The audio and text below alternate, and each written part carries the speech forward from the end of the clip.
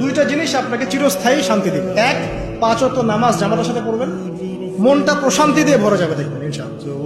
শুধু ট্রাই করে দেখেন না ভাই, 40টা দিন ট্রাই করে দেখেন। আর 2 নম্বর জিনিস হচ্ছে, এটা আরো বড় অস্ত্র। 5 ওয়াক্ত নামাজের সাথে আপনাকে ডেইলি কোরআন তেলাওয়াত করতে হবে, মিনিমাম 1 থেকে 2 ঘন্টা।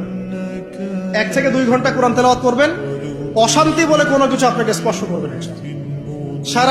সারা দুনিয়ার মানুষ চারপাশ থেকে আপনাকে যদি প্যারা দেয়, পেরেশানি দেয়, পেইন দেয়, আপনার মাথা রিল্যাক্স থাকবে, কারণ আপনার মধ্যে কোরআন আছে। বিশ্বাস করছেন না কথা? আল্লাহর কিতাবের কাছে এসে দেখেন, মাদক ছেড়ে দেন প্রিয় ভাই। হাদিসের মধ্যে আসছে, আমি আপনি যত দোয়া করি সব আল্লাহ কবুল করে। আমার আপনার যদি ভালো দেখে আল্লাহ দুনিয়াতে এটা দিয়ে দেয়, আর যদি দেখে না আমার আপনার জন্য এটা অকল্যাণ, তাহলে দুনিয়াতে এটা দেয় না, আখেরাতে এই দোয়াগুলা আল্লাহ হেফাজত করে। দোয়াগুলা বিশাল একটা সেভ হবে, একটা জমা হবে। এই জমা দোয়াগুলা দিয়ে আল্লাহ আমাকে আপনাকে অনেক আগে জান্নাত দান করবে। ওই ব্যক্তি বলবে, আল্লাহ এত আগে আমার জান্নাত দিলেন। আল্লাহ বলবে, দুনিয়াতে ওই দোয়াগুলা কবুল করি নাই, এইগুলার বিনিময়ে তোমাকে জান্নাত দান করলাম।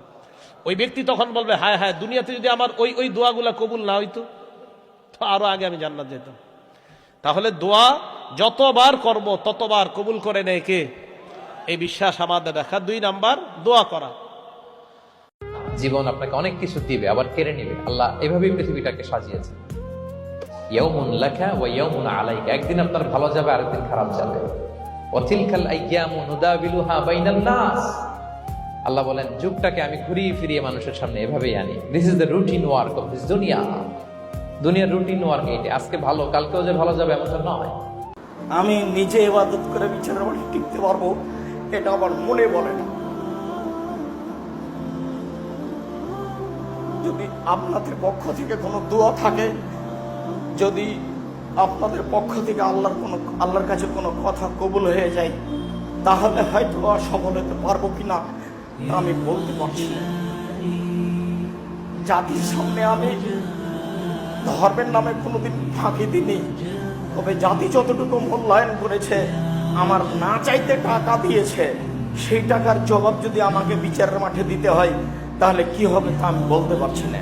তবে আমি জাতির কাছে কোনোদিন পয়সা চাইনি। জাতিকে বলেছি, জামিয়া সালাফি আপনাদের জন্য থাকছে সম্পদ।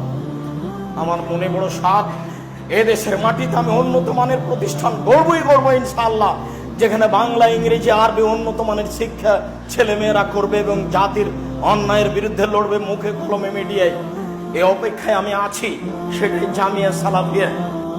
তোমরা যারা ভাইয়া পেশাব করে পানি নাও না, তোমরা দয়া করে, এই বন্ধুর পরামর্শ দিলাম আমি, তোমরা মাঝে মধ্যে কুত্তার দিকে কদ্দুর চাই।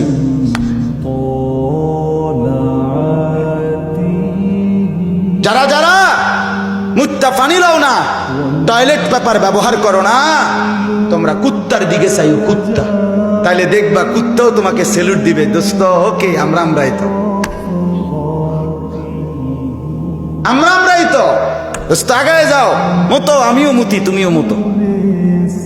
আমি আর তুমি একই জিনিস, আমি আর তুমি একই জিনিস।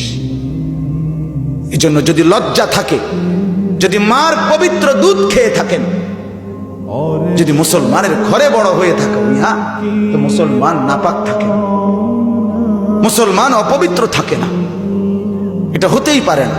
কালকে একটা ছেলে বলছে, আমি হলাম মুসাব্বের, আব্দুল মুসাব্বের। ওস্তাজি, আমি আপনার ছাত্র। তুমি আব্দুল মুসাব্বের কোথায়? জান্নাতুল গায়বান্ধা গোবিন্দপুর। ও, তুমি খুব সুন্দর করে আরবি অক্ষরগুলো লিখতে, বাংলা ঘর ভরে, সেই আব্দুল মুসাব্বের? জি। অনুমান 25 বছর আগের কথা, 25-30 বছর আগের কথা। তো যারা ঢাকায় বড় ধনী, তার মধ্যে ও একজন। তো এর নাম তাকদির। ও তো, আমি তাকে কতদিন পিটালাম, তা আমি বলছি, তোমার পিটন মনে আছে কি? ওস্তাজি, আমি মেধা যার ভালো তাদের মধ্যে, আমি একদিন মার খাইছি, আমি মার খাইনি। মানে আমি ক্লাসে কোনোদিন লাঠি ছাড়া পড়াই না, যদি লাঠি না থাকে তো সেদিন ক্লাস হয় না। আর আমি ক্লাসে যাব, কোনো ছেলে পড়া না করে ক্লাসে বসবে, এরকম দুঃসাহস কোনো ছাত্র রাখে না। আমি ক্লাসে যাব মানে চাঁপাইনবাবগঞ্জের ভাষা, তো ও তো পড়বে আর বাপটাও পড়বে, ওইভাবে আমি ক্লাসেই যাই না।